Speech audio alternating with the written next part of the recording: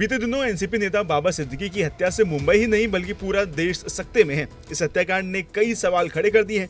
मुंबई ने दशकों तक खूनी खेल का दंश झेला है। अब महाराष्ट्र में लॉरेंस बिश्नोई गैंग की एंट्री ने लोगों को सोचने पर मजबूर कर दिया है कि वो महाराष्ट्र को क्यों निशाना बनाना चाह रहा है।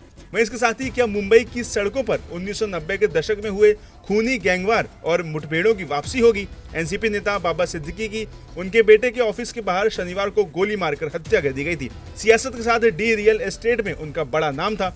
भव्य इफ्तार पार्टियों की मेजबानी के लिए वो प्रसिद्ध थे।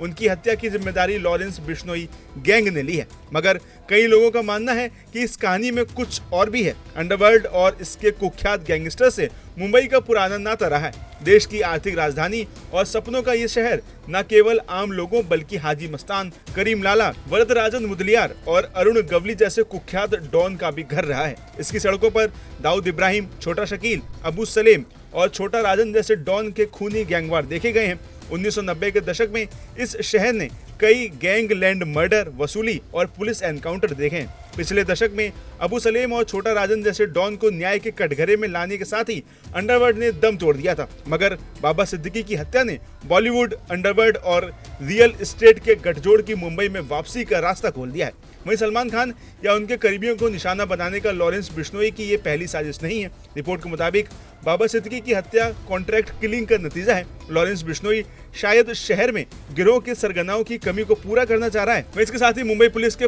पूर्व एसीपी प्रोफेसर धनराज वंजारी का कहना है कि ये वारदात राजनीति के अपराधीकरण की ओर इशारा करती है, जो पिछले कई दशक से शहर में व्याप्त है। नेताओं और मशहूर हस्तियों के अंडरवर्ल्ड से गठजोड़ के कारण उन्हें सुरक्षा और आर्थिक मदद मिलती है। बिश्नोई गिरोह पंजाब में एक छात्र राजनीतिक संगठन से उभरा है। वहीं इसी के साथ इस गिरोह के दुनिया भर के 7 देशों में ठिकाने हैं। आमतौर पर इन गिरोहों को स्थानीय पुलिस के संरक्षण की जरूरत होती है और कई बार संरक्षण मिलता भी है। इसकी गवाह कई पुरानी घटनाएं भी हैं। वहीं इसके बाद अब जब मुंबई पुलिस रेड अलर्ट पर है, तो क्या बिश्नोई गिरोह यहां घुसकर अपनी स्थिति मजबूत कर पाएगा? ये बड़ा सवाल है। महाराष्ट्र के सीएम एकनाथ शिंदे ने आशंका जाहिर की है कि मुंबई में 1990 के दशक जैसी गैंगवॉर की वापसी हो सकती है। जानकारों का मानना है कि संभावना ये भी है कि डी कंपनी लॉरेंस बिश्नोई गिरोह से मुकाबला कर सकती है। इसकी वजह ये भी है कि बिश्नोई गैंग ने उनके इलाके में कदम रख दिया है।